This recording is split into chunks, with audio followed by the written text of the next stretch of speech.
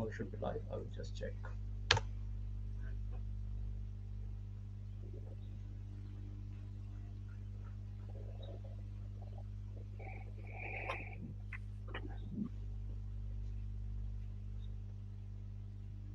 All right.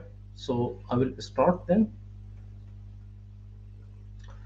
Hello, everyone, and a very warm welcome to another live session on Further. The topic for today's session is about the Israel Palestine conflict. This topic is important not only because of its relevance to the ongoing situation in Gaza and other parts of Palestine, but also its significance in the history of the world and how it has affected, if not shaped, the politics and stability in the Middle East. So, today, we would like to understand what is at the heart of the Israel Palestine conflict. What do both parties want to achieve? What role the other key players and the world's leading powers are playing? And what are the potential paths forward? We would also like to touch upon the new dimension which the ongoing protests at leading US universities have added to this issue. To speak with us on this topic and share his expert opinion, it is our most sincere honor to introduce to you our guest speaker, Professor Omer Bartov. Professor Bartov is the professor of Holocaust and Genocide Studies at Brown University in the United States. He was born in Israel, studied at Tel Aviv University at first, and served also as a soldier in the Israel Defense Forces before moving to the States. Professor Bartov is the world's leading expert on Holocaust and genocide and has published several award winning books on the subject, including his latest book, Genocide, the Holocaust, and Israel Palestine First Person History in Times of Crisis, where he examines the relationship between the Holocaust and genocide and the links between the fate of Jews in World War II and the plight of Palestinians during and in the aftermath of the establishment of the State of Israel. So before we move on to the discussion, I would like to make a note here that given the sensitivity of the topic and the difference of opinion it has garnered across the world, which often blurs the true picture of the issue, leaving common people to judge the issue on nothing but the emotions and the perception bias. We will try to make a sincere attempt at understanding the history, status quo, and the possible future of the Israel Palestine conflict, with keeping our emotions and associations aside, if possible, and decipher what is the Palestine question and will it remain unanswered. With this, I would like to give the word to Professor Bartov and request him to share his expert opinion. Professor Bartov, please. Thank you very much, Asim and Salman, for inviting me to this, and thank you for those who are listening. I will try to speak quite briefly about some issues that I think pertain to this conflict, to the origins of what we're seeing, to what is unfolding right now, and a few words on where I think we may be heading, or the various directions in which we may be heading. So let me start. I'm a historian, as you know, so I like to start at the beginning. I can't go all the way to the very beginning, but I'll try to talk a little bit about this. When we talk about the Israeli-Palestinian conflict or the Arab-Israeli conflict, we have to go back to the beginning of Zionism, because it is the Zionist movement that really began the move of Jews first from Europe, but also then large numbers of Jews from Arab countries into Palestine. Palestine, as it was under Ottoman rule until the end of World War One, and in much larger numbers during the interwar period, when Palestine was under British rule, mandatory rule. The numbers of Jews coming to Palestine in the 1920s and 30s grew dramatically because Jews were largely escaping persecution in Europe. As of 1933, Nazi Europe and Nazi Germany, but also from other countries where anti-Semitism was on the rise. As you know, between 1939 and 1945, Nazi Germany carried out a genocide of European Jews murdered approximately 6 million Jews, and partly as a result of this genocide of European Jewry, in the post-World War II period, there was much more understanding, sympathy in the world for the idea of the creation of an independent Jewish state. And the UN agreed on the creation of that state in 1947. The idea was that there would be a partition of Palestine into two parts. One part would be a Jewish state, and the other would be an Arab Palestinian state. The leadership of the Zionists at the time of what was called the Yishuv, the pre-state Jewish community in Palestine, agreed to that partition, not that happily, but agreed to it. And the Palestinian leadership rejected it for a variety of reasons. And as a result of this, a war broke out initially between the Jewish community and the Palestinian community in Palestine, and subsequently also an invasion of Palestine by other Arab armies. The war ended with an Israeli victory in 1948. As part of what was happening in the war, Israeli forces either expelled or led to, by intimidation and other ways, led to the flight of the majority of the Palestinian population of what became the State of Israel. An event that is known in Palestinian history as the Nakba, or the catastrophe. So while Jewish Israelis celebrate 1948 as the War of Independence, the creation of an Jewish Israeli state, for Palestinians, that is a day of catastrophe. And much of what we see since 1948 in the conflict between Israel and Palestinians is really rooted in those events. And what we are seeing right now, if we take the sort of long view right now of what happened between 1948 and today,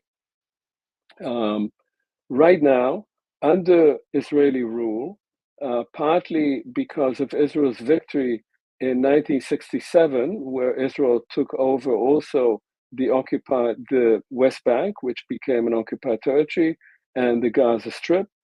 Right now, between the Jordan and the sea, in the territory of so-called historic Palestine, that is mandatory Palestine, there now live approximately 7 million Palestinians and 7 million Jews. So we're talking about a territory of about 14 million people, half of whom have more or less democratic rights, although the current Israeli government is actually trying to deprive its Jewish citizens also of a variety of democratic rights, and that's a whole other issue. And the rest, the 7 million Palestinians, either have limited rights, that is the 2 million Palestinians who are Israeli citizens, and the rest, 5 million, 3 million in the West Bank, and 2 million more or less in the Gaza Strip, have almost no rights at all. They're occupied populations. That's the reality on the ground right now. And over the last few decades, especially under the various administrations of Israeli Prime Minister Benjamin Netanyahu, Israel has made the case that it can manage the conflict between itself and the Palestinians. That is, that it can manage the occupation. Managing the occupation has meant largely settling increasingly the West Bank and keeping Gaza under lock and chain, basically besieging Gaza under the rule of Hamas, which has been ruling there since 2006. That idea was that Israel would be able to manage the occupation while succeeding to regulate its relations with the rest of the Arab world surrounding it.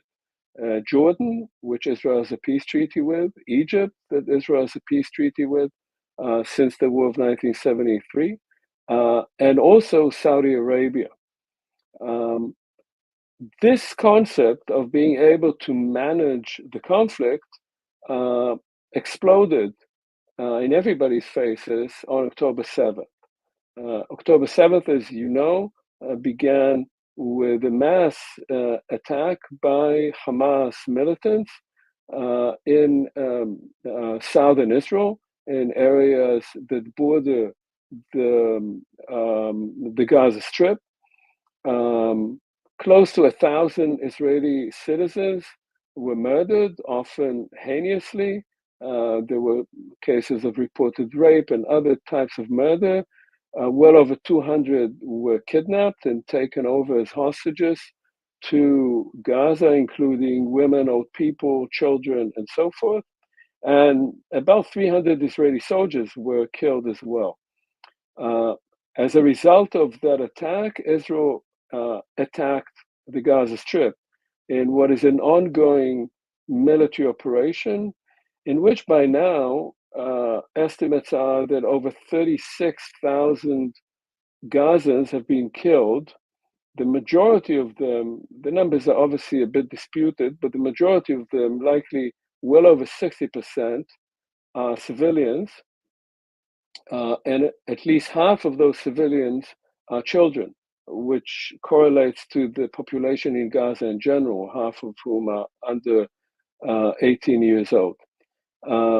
And now, the point that we should keep in mind, and that's what I'll dedicate the last 3 minutes to, is that there are conflicting interests right now in what we are seeing in Gaza.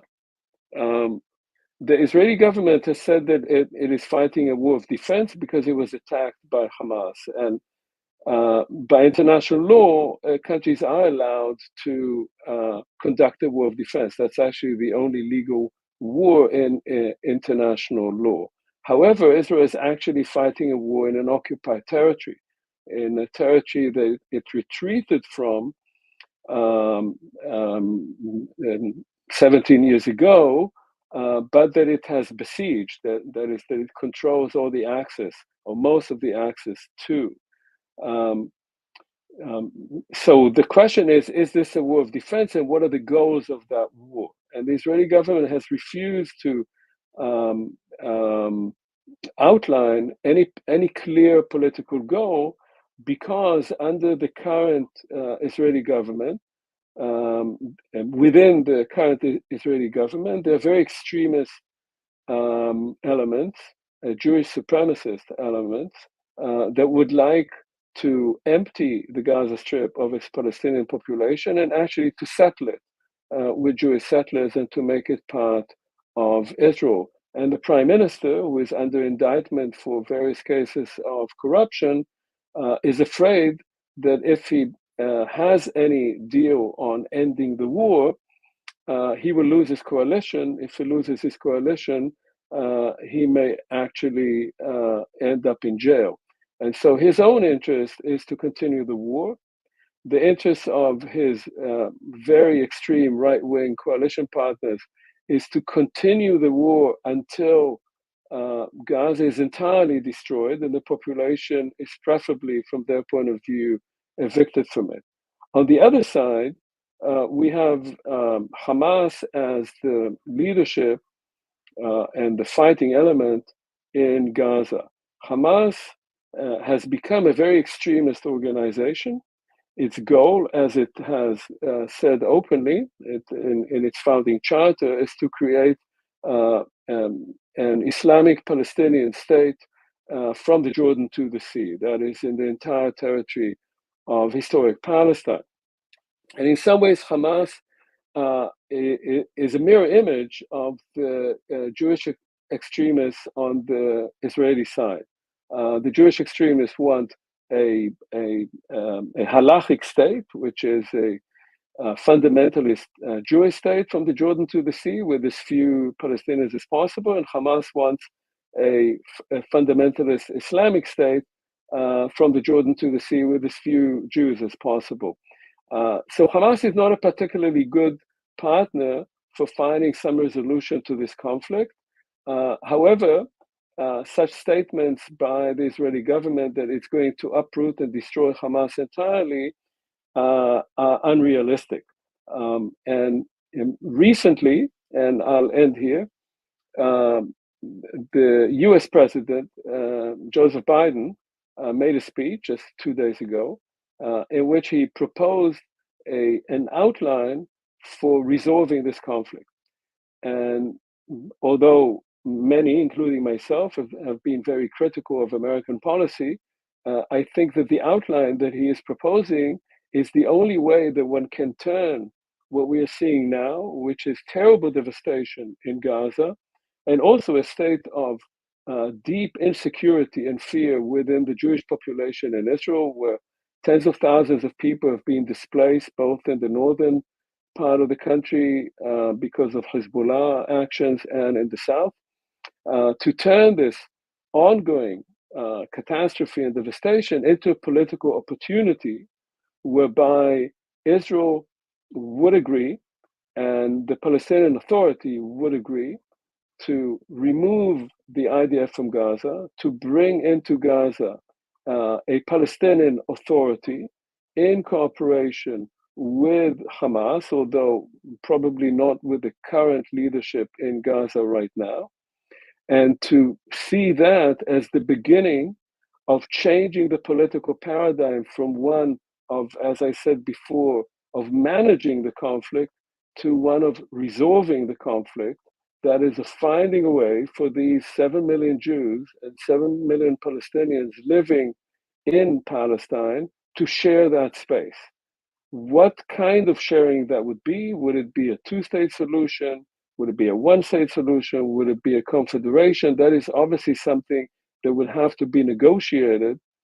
But I think that what the US administration is trying to point out is that if this does not happen, then Palestinians are doomed to live for a long time under ongoing violence.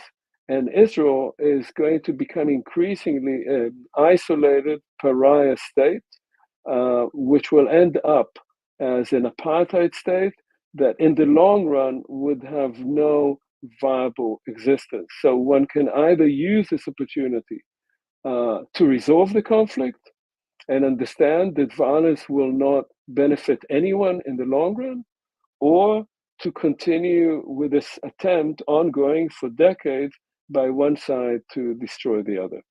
And I'll stop here. I wanted to say more also about protests in other places, but I'm sure that questions will be asked on these issues as well. Thank you very much, Professor, for this very nice overview of the history and connecting it to the current state that we are in. My first question is more towards, it's not a question, I just would like to know your thoughts about the overall narrative that we have seen over the years. Like many Israeli statesmen, when they, I think there was one in Oxford Union, the former foreign minister, where the overall message that we get from the Israeli side is that, okay, we were weak and we were not treated nicely. Even many atrocities happened after the World War II or around that time, and it was mainly because we were weak. And now we are strong, and we have all the right to defend ourselves. And it doesn't matter how many we kill and who will get killed. It is our fight, and this is how we need to continue, no matter what. So this whole narrative, it's false narrative. It's wrong. But when you see it from like a naive perspective, it sounds like there is some sense to this as well. When you connect it to the history and then try to show like how you would like to, or how the overall state would like to move forward. For a common person, how should we understand this narrative that is the it seems to me, at least, that it is the main challenge, underlying challenge of the whole process. Yes, look, I mean, this is a really good question. I wrote an essay on this that I called the never again syndrome. So what is the never again syndrome? World War II, as I said, ended up with the murder of a third of world Jewry, of a majority of the European Jews, and that legitimized in many ways the creation of the state of Israel as a Jewish majority state on the assumption that Jews could not defend themselves because they were living among other peoples, and those groups with whom they lived either wanted to kill them or didn't really do much to protect them when they were being attacked. And so the main argument of Zionism, which begins in the late 19th century, is that Jews are being persecuted everywhere, and therefore they must have a land of their own. And which land would that be? It would be their ancestral land, the land from which the Jews were exiled 2,000 years earlier. Obviously, there were actually people living in that land that Zionism really didn't want to pay much attention to, and tried various ways of not talking about the fact that there were Arabs living in that land, and that going there created the process which some people will call settler colonialism. So a national movement that becomes also a settler colonial state. Now, the conclusion that Zionism drew from what happened in World War II was that never again should Jews be allowed to be attacked, and therefore that Jews must know how to protect themselves. I was educated in that way, right? I mean, you have to be strong. You have to have a strong military so that nothing like this would ever happen again. And that, as such, is a logical conclusion, as you say. The problem is that if you think that all threats to you are genocidal, if you are constantly haunted by the idea of another Holocaust, that tends to distort your understanding of the world that you live in. You see the rest of the world always as potentially turning against you, as potentially carrying out another genocide. And so I'll give you an example. In 1988, in March 1988, a few months after the first Palestinian uprising, the first Intifada began, an Israeli professor who had been my teacher, Yehuda Elkanah, who himself was a child survivor of the Holocaust, wrote an essay saying that it was this education in Israel of young people to always fear another Holocaust that instead of making them more tolerant, more open, understanding that the way to prevent more violence is to see other people as equal to yourself, instead of doing that, it made them more aggressive, more paranoid, and more want to carry out violence against others. And in many ways, that essay at the time, of course, it was highly controversial, and it would be today as well. And Elkanah has since passed away. That essay articulated the main issue. You can draw, and you should draw, lessons from history. As an historian, I would certainly say so. But you have to be careful in how you understand history. You can say that the Holocaust occurred because of intolerance, because of racism, because of ethno-nationalism. And then you say, okay, we don't want that. We don't want intolerance. We don't want racism. We don't want ethno-nationalism. Or you can say the Holocaust happened because the Jews did not have an ethno-national state. The Jews should have their own state and nobody else. And then the lesson that you're drawing from the Holocaust is a lesson of living on your sword, of always fighting against anyone who you need to somehow share your land with, share your history with, share your cities and towns with. And I would say that in Israel, there's been a struggle between these two directions. It's not one-sided. But in the last, I'd say at least since the year 2000, or let's go back to 1995, with the assassination of the Israeli Prime Minister Yitzhak Rabin, and then with the second Intifada of 2000, where about 1,000 Jewish citizens of Israel were killed in suicide bombings, and thousands of Palestinians were killed by the IDF. The fear by both sides of each other has served to breed a new type of extremism, of violent extremism, with the rise of Hamas on the one hand, Hamas becoming much more stronger than it was before, and the rise of Jewish extremism on the other side. And let me just say, I don't want to make a symmetry here. This is not symmetrical because Israel has far more power, overwhelming power, vis-a-vis the Palestinians. But in the long run, this kind of extremism and this kind of fear, mutual fear of Palestinians of another Nakba, fear of Israeli Jews of another Holocaust, is only feeding the violence. And so, in that sense, there have been people, myself included, who have tried to say these are the wrong lessons. These are the wrong lessons of the Holocaust. Yes, we have to acknowledge that there was anti-Semitism, hatred, and genocide against Jews. But the lessons are not that you can only live on your sword. The lessons are that you have to learn how to share a space, how to share ideas, how to share your home with other people. Thank you very much, Professor.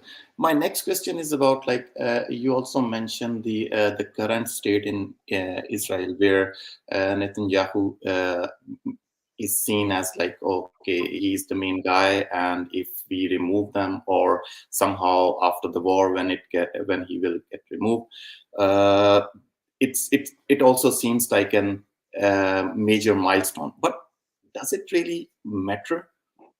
I mean, what we have seen over the years, not only in Israel, many different regions, like when you have a doctrine, when you have a certain kind of education in the system, no matter what, it's just the face that gets removed.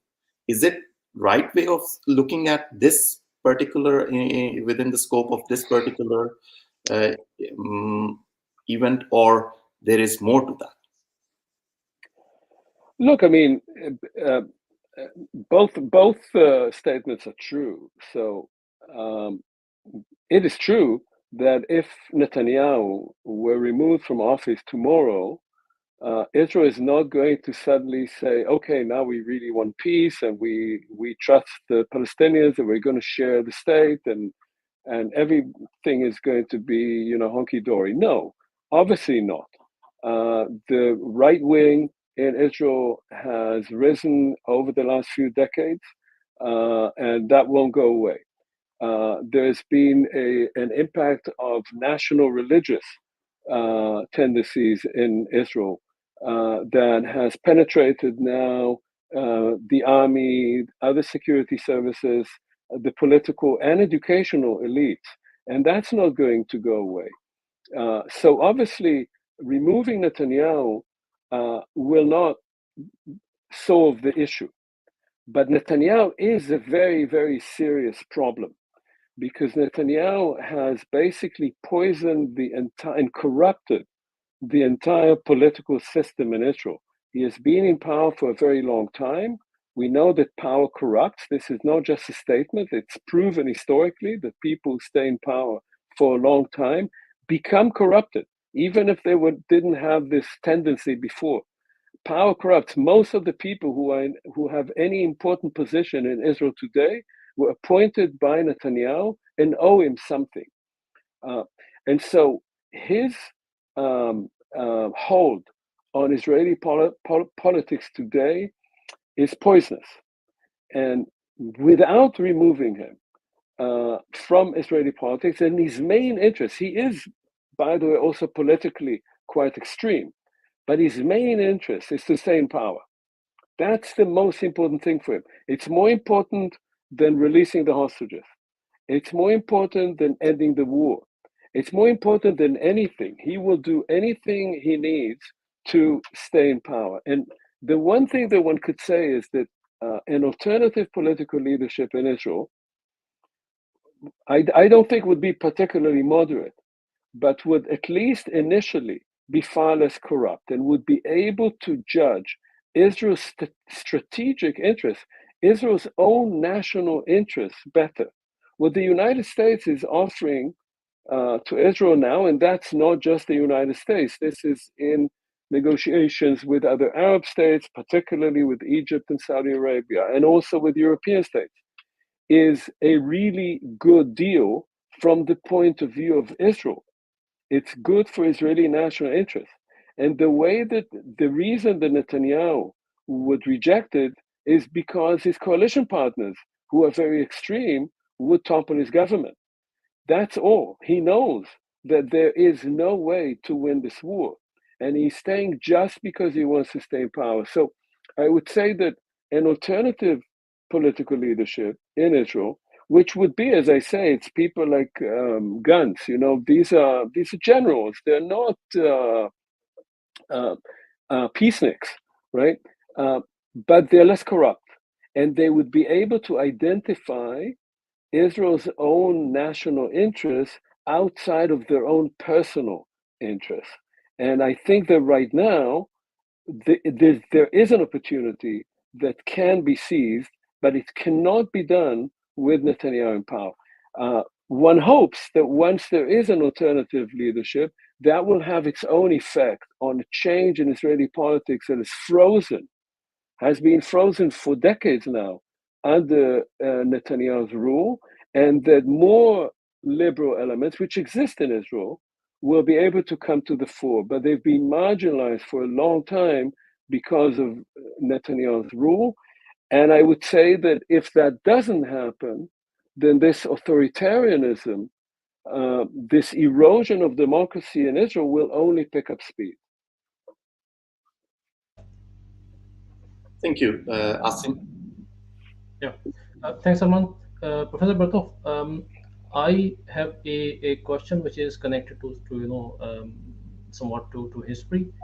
So one thing, for example, if there are two parties to a conflict, like Palestinian people and also Israel, and if the world supports in finding a solution, so then we see how the world perceives that conflict. If you look at the mainly even Western common people, uh, they are to the side of Israel. Maybe like for according to them, they may have their own perspective. But one thing that um, that has been, for example, written by historians such as Edward Said, is that in the 18th and 19th century, when this Orientalism was taking its shape, and when the history was recorded, the way they have presented Palestine, it was as if it was a barren land, unoccupied, only some villagers distant apart living there. So there was no Palestine government or state, functioning administrative authority, which means this was presented to the West in the history as if this was a land for the grab. And then, I mean, that was taken up or maybe supported by British colonialism, colonialist power, and so to make the case easy for establishing a state of Israel. If this perspective is true, then I would say that common Western people are not to be blamed, because this is what they have seen as the correct history. If this is the case, how can we undo it? Look, I mean, first of all, we can't undo history. That's one problem with history. What happened happened, and history is full of of injustices, massacres, wars, but also of hope and creation and progress. And we have to look back in history and try, as I said, first to learn, and secondly, if possible, where possible, to repair, to make better. but you can't go back. Now, regarding the question that you raised, Zionism picked up that idea and spoke about, the Zionist slogan was a people without a land to a land without a people. So the Jews have no land of their own. They will go to Palestine. There's nobody there, and they will settle it. And everybody was happy about that. Some of the most anti-Semitic movements in Europe, like in Poland, the slogan for the anti-Semites was Jews go to Palestine, because they wanted to be rid of their Jews. And they thought, well, great, Zionism is a wonderful idea. The Jews will leave us in peace, and they will go there. And in the post-World War II period, it's quite an interesting phenomenon. There is a rise all over Europe, Christian Europe, obviously, of philo-Semitism.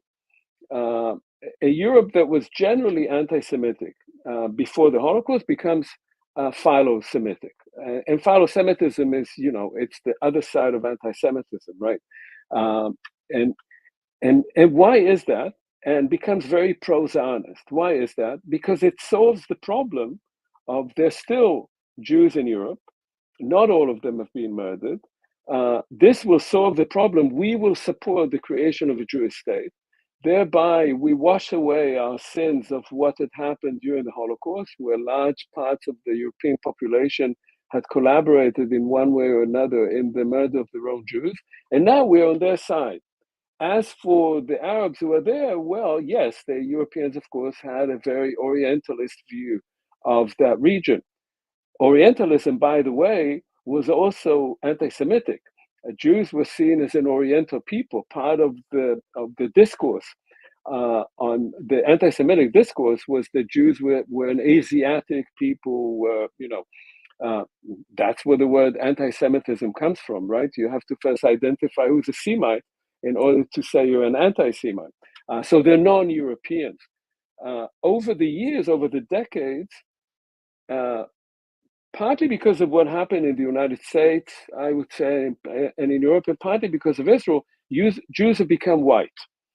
So when the Jews were living in Europe before the Holocaust, they were part of the Oriental imagination. When they created their own state, part of the victory, if you like, of Zionism is the Jews became white. And they're seen in the anti-colonial discourse as a European outpost in the Middle East, right? That was not the way people saw that before. Before it was get rid of the Jews who are in Europe. So you have contradictions here that can be interesting for historical debate, but that have to be resolved in the present. And in the present, one has to say that the discourse, I will admit it frankly, the discourse of Zionism as settler colonialism, that is something that has to be reversed, as say what happened in Algeria, is unrealistic and not useful. It's not useful politically. Quite apart from the fact that about half of the population of Israel actually come from the Middle East. They come from Iraq, they come from Morocco, they come from Egypt, from Syria, from Arab countries, and the parents, grandparents spoke Arabic. Quite apart from that they are from the region, you have now, as I said, you have two populations. There are strong elements in both that want to remove the other population. That is ultimately, at its core, genocidal thinking, right? Whether we prove that it's genocide or not, it's genocidal thinking. When Hamas says it wants, the Jews should go away because this would be an Islamic state, that's genocidal thinking. When people like Ben-Gvir and Smotrich and the Israeli government say, well, this whole land is ours. The Arabs have many other spaces. Why don't Palestinians go to other Arab countries? Why are they here? That's genocidal thinking. We should not allow ourselves to get into that kind of genocidal thinking. Even if we think that we are supporting a good cause, we should think about how people can live together. Jews came to Palestine, many of them functionally were settler colonialists. They were also refugees. They were also unwanted where they were. They saw Zionism as a liberation movement. But functionally, when they came to Palestine, they were settler colonialists. They took over the land of others. That is unfair. That is unjust. And that has to be acknowledged and has to be compensated for. But it cannot be reversed. You cannot reverse it by kicking them out. You have to find a way for them to live together. And both groups, and that's, one of the most interesting discourses that I know, and I teach a class on that, is that both groups, Palestinians and Jews, have been deeply traumatized as groups and are very strongly rooted in that trauma. The Holocaust we mentioned already. It is very much part of Israeli national identity, and it sort of moves from one generation to another. And whatever we make of it, you speak with people, and they all have family members, or many of them have family members who were killed in the Holocaust or survived the Holocaust, and it's very much part of their making. Palestinians, the core of their making as a nation is what happened in 1948, is the Nakba. So you have two groups that have been deeply, deeply traumatized. And you can say these two traumas, these two catastrophes are competing with each other. Or you could say, no, this is precisely the area in which people can begin to empathize with each other. You don't have to compare the traumas. You don't have to say this was worse than the other. Suffering doesn't work like that. You don't compare the suffering of a child in Ukraine to the suffering of a child in Gaza. Children suffer, and traumas are, and these kind of both personal and collective traumas have an element in common that can be used for understanding rather than for antagonism. And I think that is the place to start with saying we have both been traumatized. True, the Arabs didn't have anything to do with the Holocaust, or almost nothing.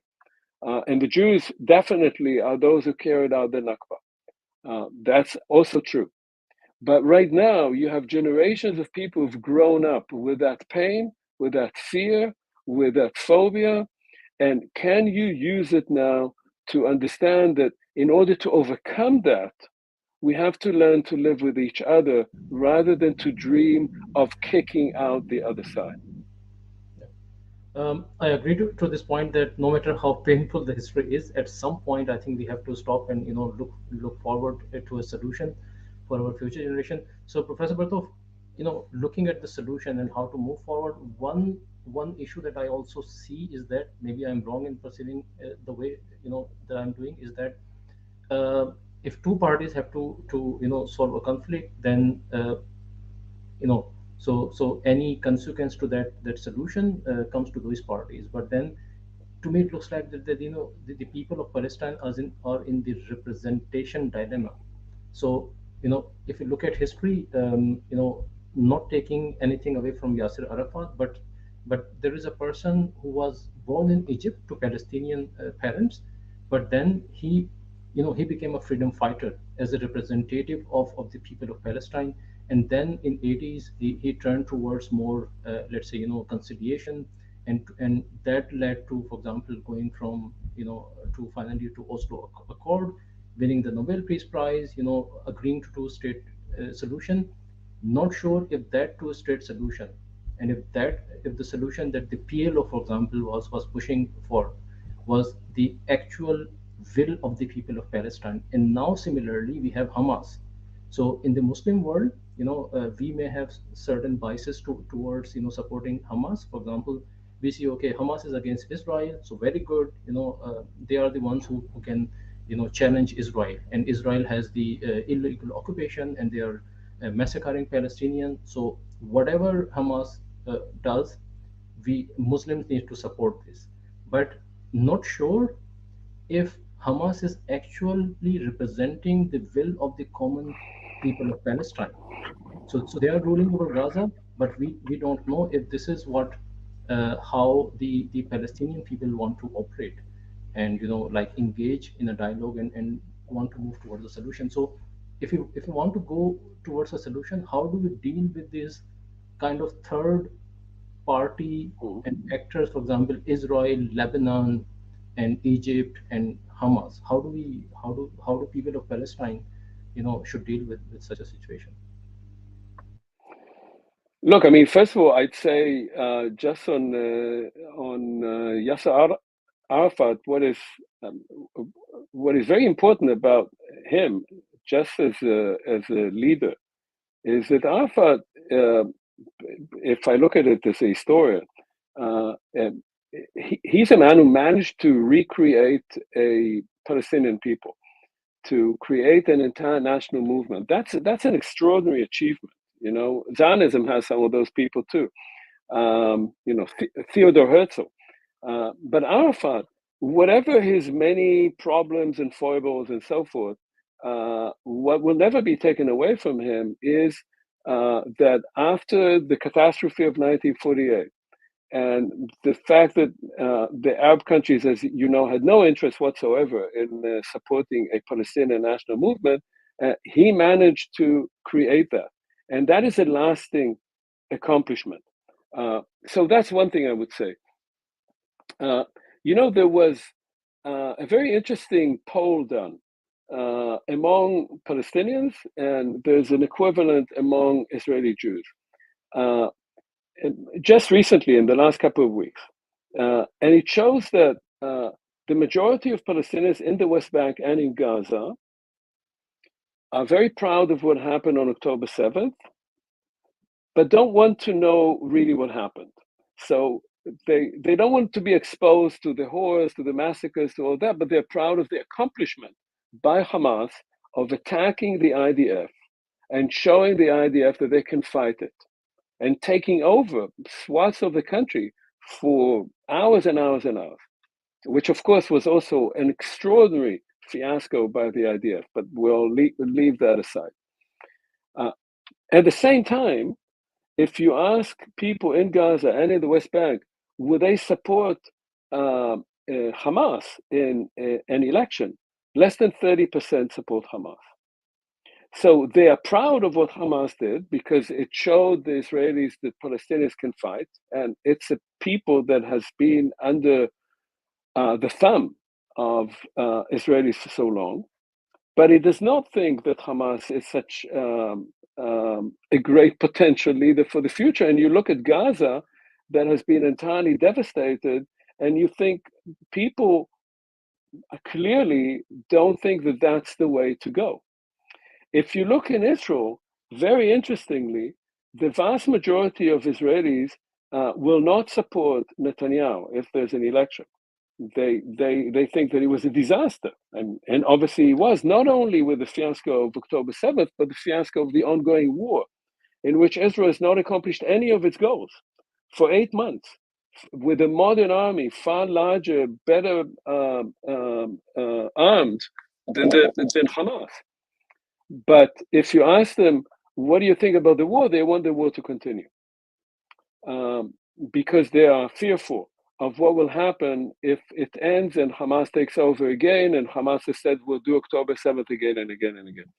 So I think that what it tells you is that the public on both sides is conflicted, is unhappy with its own leadership, and if you were to offer it reasonable ways to come out of this conflict and to have a better life for themselves, for their children, then they would grasp it.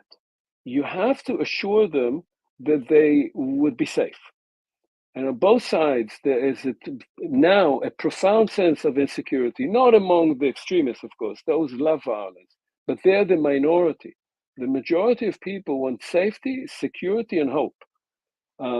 And I think that what is lacking, and I have to say, on both sides, among Palestinians and in Israel, is leadership.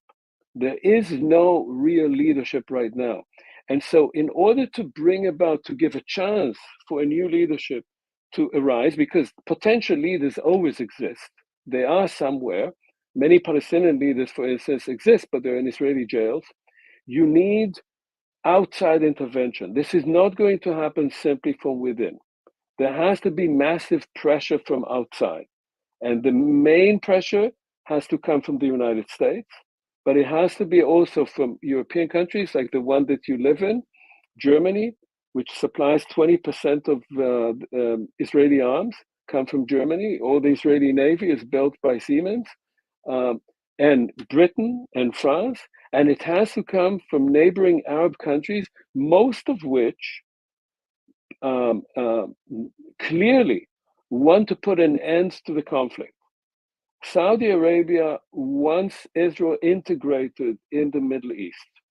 Egypt does not want any conflict with Israel. Jordan does not want any conflict with Israel. These countries want Israel to be integrated, but the issue of Palestine has to be resolved. Without that, it cannot happen. And if a good solution is proposed, then Hamas or the extremists in Hamas will disappear. Or if not disappear, then greatly diminish in power. Hamas did not start off as a radical organization. It was actually supported by people like Arik Sharon way back when I was still in Gaza myself as a soldier. It was supported by the Israelis because they said these guys are just opening schools, they are taking care of social needs of the population. It's Fatah that is really the militants. They became militant under the stress of the situation. If you offer people more hope, then they don't want to become suicide bombers. They don't want their cities to be flattened. They want hope for their children. But you have to give them an alternative leadership and an alternative scenario. Professor Bartov, my next question is more towards the current state that we are in. So one of the reasons why we see a lot of activities, a lot of discussions going around on this topic is because we have seen like the young generation have started to take the which is very nice, which is very promising. But at the same time, as a devil advocate, one argument that we hear most of the time is that, okay, these millennials, they really don't have any idea what they are talking about. They are the generation of internet. They spend most of the time on social media, being part of all the kind of propaganda. They have no clue what things has happened in the history. And whatever they are saying is not something that one should take seriously. So that's one kind of argument there is. We have seen quite a lot of activities going on here in Europe, and US is a big example of that as well. And if you can tell something us something about, is there anything that is happening in Israel as well, in when it comes to the universities, or what's your piece? So look, I mean, I'll tell you, first of all, I think we should be humble when I mean, I'm older than the two of you, it looks to me, but both me, my generation, your generation should be humble when we speak about young people, because we haven't done such a good job ourselves. We maybe knew a lot, but look at the politics of the moment, the rise of authoritarianism, of the right wing, let alone the environmental catastrophe that we are viewing. So maybe we consumed news more responsibly 30 years ago, but it doesn't seem to have led us in a particularly good direction. So we should be a bit humble in that. Secondly, look, I mean, obviously there are many students on American campuses, European campuses, who are protesting, and the story is that they talk about from the river to the sea, Palestine shall be free. And when you ask which river, they don't know which sea. Yes, there are people like that, obviously. But I think that our duty, at least myself and many other people who teach at universities, is to inform students, is to offer courses, is to speak about it. I've been doing it on my campus at Brown University since October, inviting speakers, holding seminars, speaking with students, because they want to know. It's not that they don't want to know. They're not being offered that great an opportunity to find out. Uh, my experience with American students is that they're eager to know, that they learn quickly, and that if you speak with them, um, they're more simplistic views, which are part of, young people will support, will have more vociferous views than older people. They will see the complexity of issues, and that's what we are there for. But I greatly applaud young students, certainly in the United States, where there was a long period of complete, how should I put it, sort of indifference. People went to great universities to get a degree and then to get a good job. And politics was taken over by other people. And the fact of political consciousness among young people today, I think is a good thing, not only for Israel Palestine, but more generally. Greater involvement is a good thing. Now, you ask, do we, what is the difference between what is happening, say, on American campuses and European campuses and what is happening in Israel? That, unfortunately, is very sad because while on American and European campuses, uh, there, there is a movement. Sometimes it can be called anti-Israeli. There are those who call it anti-Semitic. I think that's entirely untrue. I think anti-Semitism is a very marginal phenomenon in these protests. Most of it is very critical of Israel. When you look at Israel, the Israeli Students Association is very right-wing. In fact, it's just come up with a demand to discipline university professors who have shown any empathy for what is happening in Gaza or have made any critical views of Israeli policies there. And not only against Palestinians, which has happened quite a few times, Israeli professors who are Palestinian, but also against Jewish professors to take tenure away from them. And they want a law to be passed by the Knesset. So Israeli students, people of the same age, more or less, they're always a bit older because they serve in the army, have shifted to the right. And that's a very sad moment for me to see that. When I was a student at Tel Aviv University, the student body was very much on the left. It's shifted to the right. And Israeli academia in general has been incredibly, incredibly disappointing. University presidents, rectors of universities, provosts of universities have come up with a kind of patriotic tone, trying to toe the line of the government. And I have to say, just personally, that for many years I've opposed BDS in large part because I thought that boycotting Israeli universities was not a smart move. That was the place where actually there were people you could still talk with. And by now, this has changed. I hope there are obviously other elements in Israeli academia.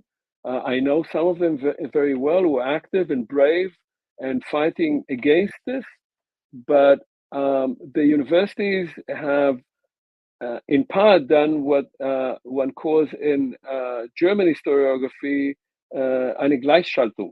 They have coordinated themselves with the regime and have reneged on their own duty to stand up to injustice, to stand up to stand for academic freedom and freedom of speech.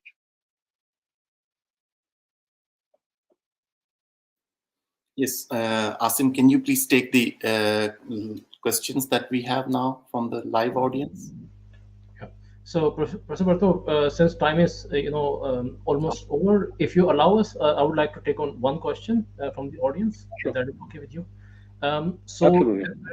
Okay. So the first question is, it is interesting one because growing up we have always heard a lot about it, and that is someone named Erwad is asking that we have always heard about Israel's plan for Greater Israel, and all what is happening is part of that plan. How true is that? It is certainly true in the case of Netanyahu's coalition partners. I mentioned these two ministers who represent two political parties. Uh, One of these political parties is a kind of offshoot of the Kahana party at the time, which is a racist party whose origins are actually in the United States. And the other is the party that came out of Gush Emunim, of the settler movement of the 1970s, the Bloc of the Faithful. Those political trends in Israel that I would say probably um, represent 20%, maybe 30%, even of the Israeli electorate.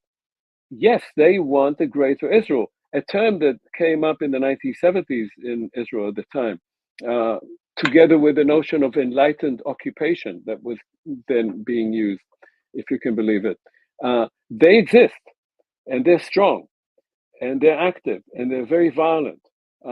We spoke about what's happening in Gaza, but on the West Bank, there's a creeping ethnic cleansing process with great deal of violence by the settlers and soldiers who are basically settlers who have been put into uniform and given arms.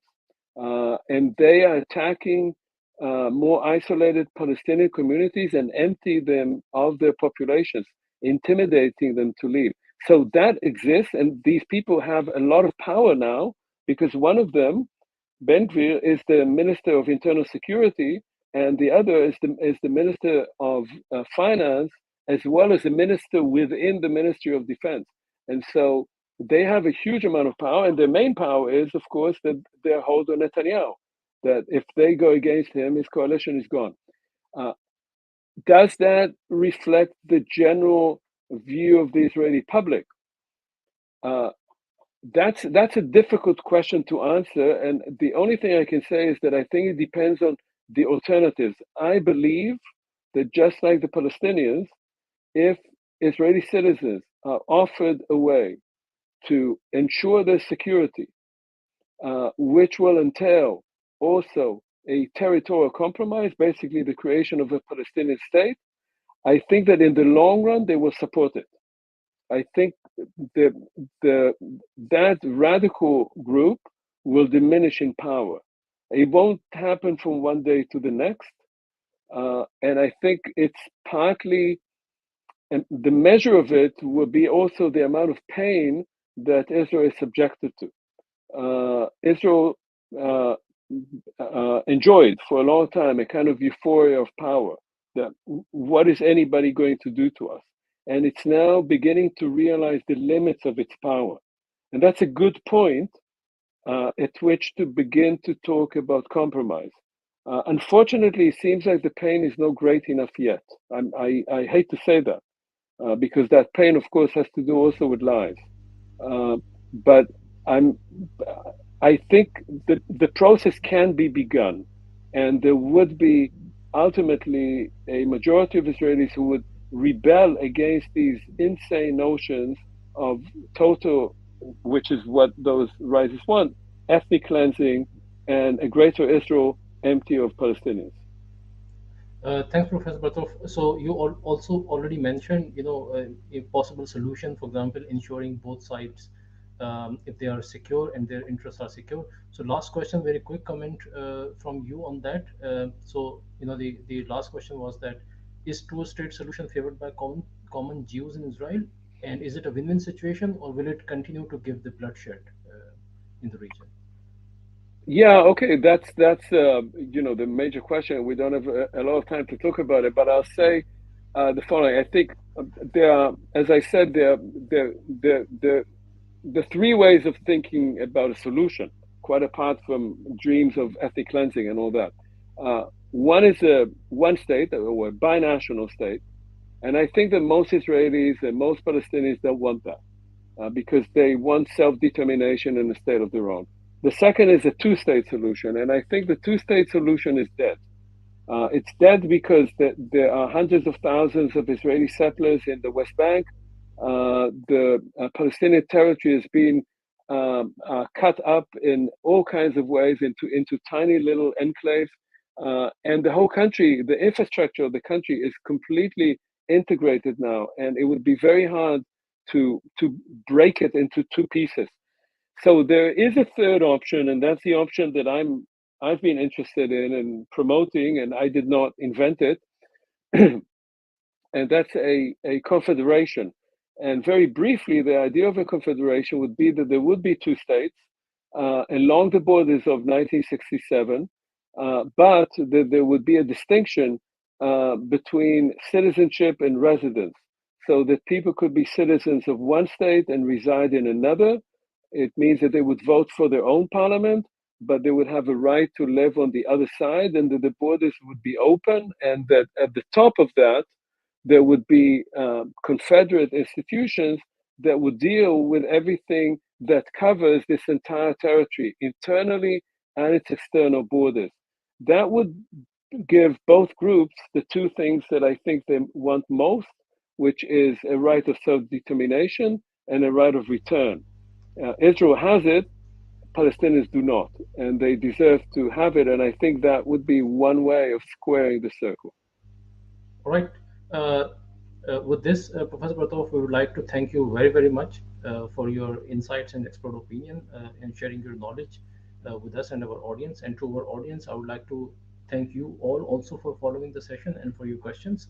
And the question whether the question of Palestine will remain unanswered with this discussion and insight from Professor Bartov, we leave this on you to conclude. But certainly there is hope and there is a way forward if people are willing to go down that path. Thank you, everyone, and goodbye. Thank you. Bye bye.